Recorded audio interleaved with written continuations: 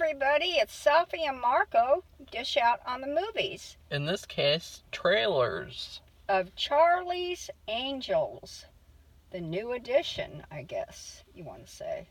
Marco is going to start us off today. Go ahead, Marco. I'm a huge fan. First, I want to talk about the series in general. I've never seen the 60s show. For some reason, I'll watch the Andy Griffith Show and Leave It to Beaver, but I won't watch Charlie's Angels and all those other shows. So, really weird. And I was a huge fan of the early 2000s movie. The early 2000s movie is like one of my favorite movies. They're like blockbusters. It's a very comedic and action-packed and just fun movie. The key word is fun. It's not trying to push an agenda. It's got some creepy villains. It's got some great action. And then the second one I hate. I hate the second one. I don't like anything about it at all. And then, so I think a reboot was a smart choice, if anything. I don't really know what I would personally do. I would kind of just stay away from it. But Elizabeth Banks decided to do this, and I don't really know her style in terms of directing and writing, but I do know her as an actress, and she's a really good actress, so she has good credibility. But watching this trailer, I didn't get any feeling at all. I felt emotionless, like, okay, another trailer. And then again, every time we review a teaser trailer, it's always that same review.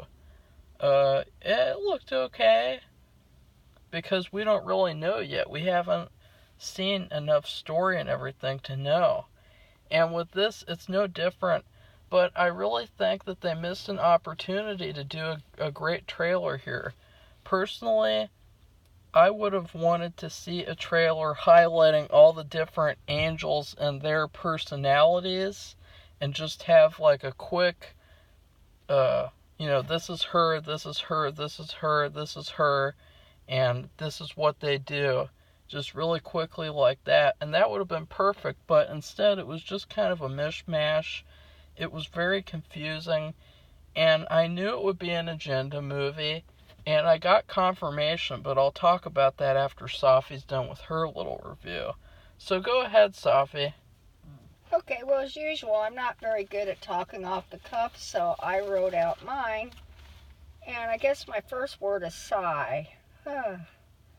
I watched this trailer multiple times so as to give it the fairest review possible. Recently, I was burned for reviewing the Toy Story 4 trailer one of them, because it was a horrible trailer. And as I said, when I saw the movie, my expectations were so low that I almost didn't bother to see it. Yeah, she was complaining the whole ride to see Toy Story 4. Fortunately, I was aptly rewarded at the excellent conclusion to the Toy Story series, which was the movie Toy Story 4. Now, here we go again. It's a new Charlie's Angels with a whole new crew and multiple Bosleys, including a female Bosley. Charlie is still a male voice emanating from a speaker. The original Patrick Stewart. Patrick Stewart? Yeah. Oh. The original Charlie, so eloquently portrayed by John Forsythe, passed away years ago, so I can understand that change. This trailer represents, I think, a deconstructed Charlie's Angels. First thing, well, now I'm not so sure after what Marco said. Why are there multiple Bosleys who bear no relationship to each other? I think it's a code name. Is there some kind of Bosley spy factory churning out test tube spy babies who train as managers of young, agile, kick-ass millennial females? Then, of course, there are the young women who portray the angels. The only one I recognize is Kristen Stewart, who head slams a bad guy, which looked painful to watch.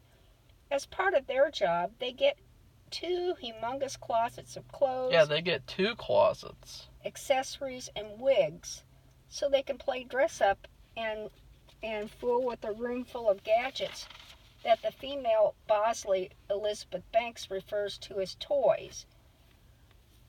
Now, I didn't even know this. I thought Patrick Stewart was playing another Bosley, so apparently he's the Charlie, but that is confusing to me right now as I just find that out, because everything, because I did watch the series when it was on TV a million years ago. The Bosley never, or the not Bosley, the Charlie character never shows his face. You only hear his voice, and that was the same for the movies that came out before this too. Okay, moving on. A third angel, who at first represents the client, is a young girl who is a programmer. In the 4th. Well, I don't think so. I don't know. Who says, quote, "I am a lead programmer on a project that can revolutionize the power industry, but there's a possibility that it can be weaponized," end quote. By the end of the trailer, it looks like the programmer becomes the third angel. So, as it stands right now, this is a movie where young millennial women can play with, quote, toys while wearing expensive, elegant clothing and wigs who get to beat the hell out of bad guys. Really? And which audience are we trying to attract with this version? Teen girls. The reason why the early 2000s version of Charlie's Angels was so successful, which I really agree with Marco in that I loved that version so much because of the cast and their stories. Remember Drew Barrymore? The scene where she fell out of the window fighting a bad guy and had to wear pool toys to cover up her naked body while asking some children to get help? And Lucy Liu, who made muffins for everyone that were so hard that the other angels could throw them against an object to make a dent? Or Cameron Diaz, who picked up a package from the UPS delivery guy in her underwear and promptly turned around and ran into the door? That movie was so funny. Those women were all smart and beautiful too, but didn't take themselves too seriously. Then there was Bill Murray, another comedian who played Bosley, and he added his brand of humor too. And in my opinion, I think that 4th angel, aka the client, is going to turn out to be the bad guy. I don't know. Because that's what happened in the early 2000s Charlie's Angels. Their, spoiler alert, their client, Sam Rockwell, and the girl, Vivian, they turned out to be the bad guys. Oh, yeah, that's right. Well, I guess we'll see.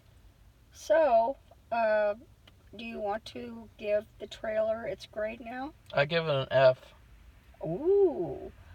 Well, I'll give the trailer a B-, because the new third angel, or now I'm confused again.